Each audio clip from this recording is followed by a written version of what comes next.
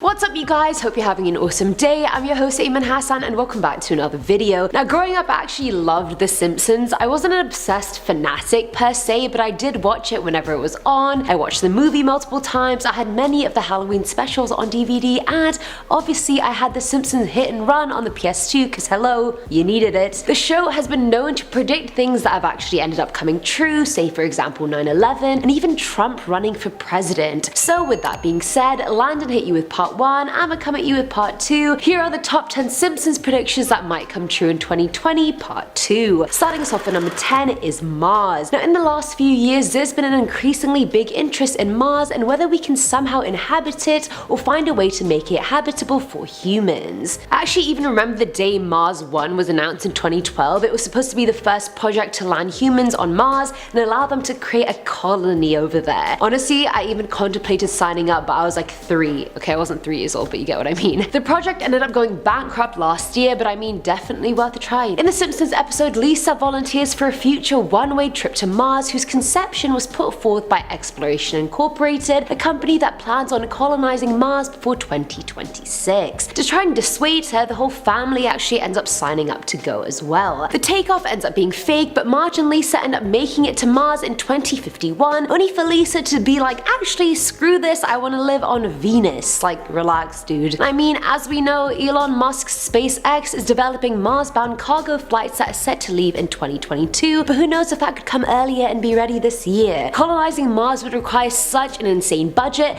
but if anyone has the means and I trust to do it, it's Elon Musk. We stan Musk. We stan Elon Musk. Well, I definitely do. Coming in at number 9 is Hologram Mail. In one of the hundreds of episodes that have aired, a look into the future shows a deadbeat Bart getting a hologram mail. The mail shows a man talking and wanting to hire his band for a club gig, and it gave me Star Wars vibes when Obi-Wan Kenobi finally sees the hologram message from Princess Leia. Anyway, nerd moment over. HD3 holograms are already available at places like Best Buy. No, that's not a sponsorship. So could hologram mail be that out of the question? Excluding mailing parcels and whatnot, I feel like for any written message, a person can easily just send a hologram instead. Everyone on Earth can just each have a compatible hologram mail console at home, and that person will just receive it instantly, without delays, without shit getting lost in the mail, and without destroying the planet. I mean, post travels, it uses transportation and destroys trees, so I mean this could be very sustainable as well. Let's think about it. Elon Musk, are you writing this down? At number 8 we have Big Ben. The infamous tower was featured in the 1995 episode Lisa's Wedding, where the show looks into the future, which was 2010 at the time. Can you imagine?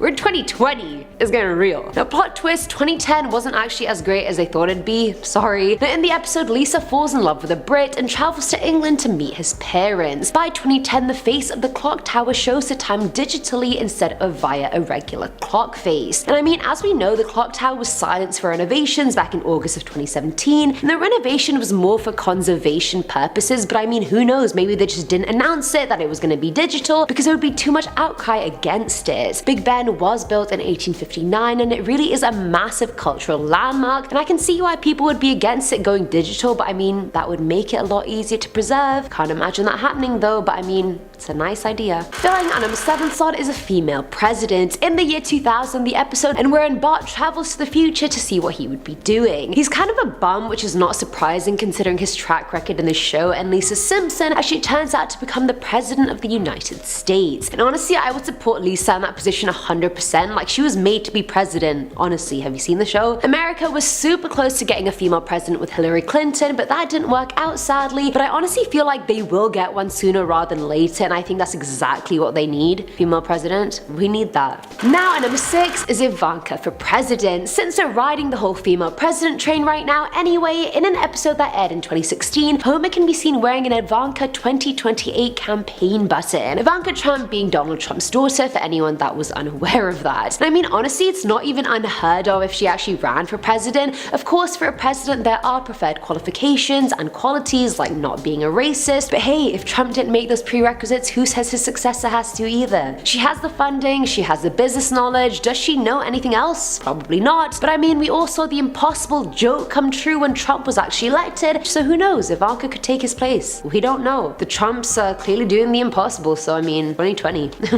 Coming in at number 5 is proof of Bigfoot. We've all seen the blurry pictures of Bigfoot over the years that were all coined the concrete evidence of Bigfoot being real. We've heard the stories of eyewitness accounts and sightings, but I mean, in the words of a millennial, Pixar didn't happen. In a 2002 episode, Bart takes a bus and goes to Canada, and when he gets off, he sees the real Sasquatch right in front of him, just walking and really just straight up vibing. So I mean, could it be possible that this year is finally the year we get concrete proof that this creature is in fact real? Will someone finally capture an HD phone picture of it and the myth be over? I guess we'll just circle back to this video in 10 months and find out. At number 4 is music. Mind control. In the 2001 episode New Kids on the Block, Bart's boy squad turns into a band called the Party Posse. But what they don't know is that the band is a PSYOPs project orchestrated by the US Navy with the end goal of bombarding kids with hidden messages. The band's hit song Drop the Bombs chorus features the line Yivan et Nioj, which is join the Navy backwards. And I mean, it's no secret that music and art are the backbone of the world. I truly believe there's no joy in the world without art. Music is such an escape for so many people, it's such an enjoyable thing, and companies are already trying to brainwash you through advertising schemes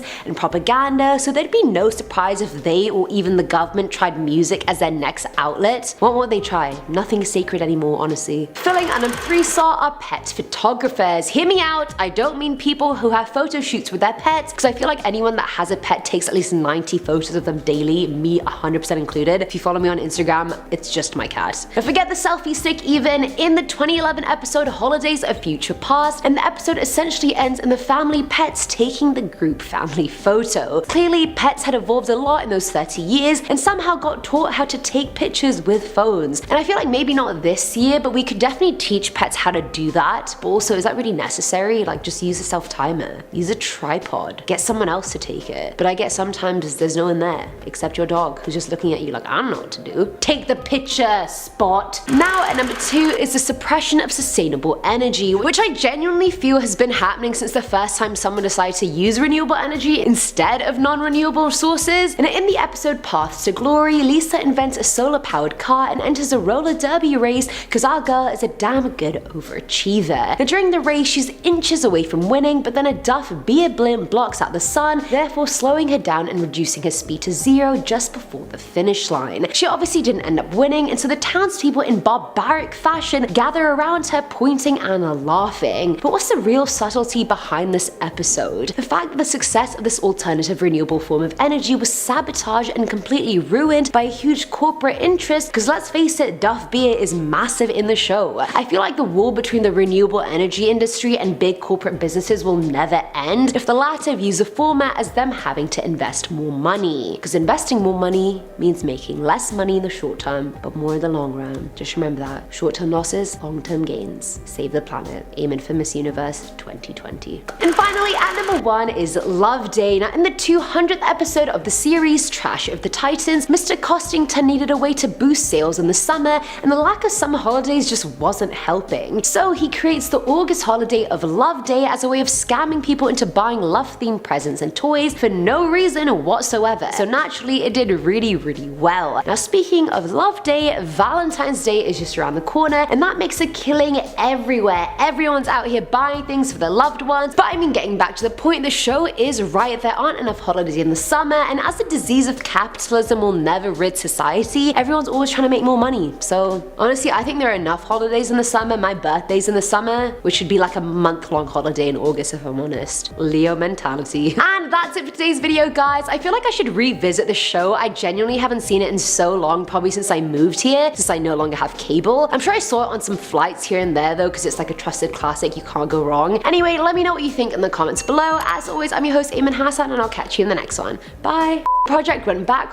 The project ended up going, oh, no, episode, okay, what am I doing? Marge and Lisa end up making it to Schochen. Filling at number 3 sought a pet, oh, I'm falling.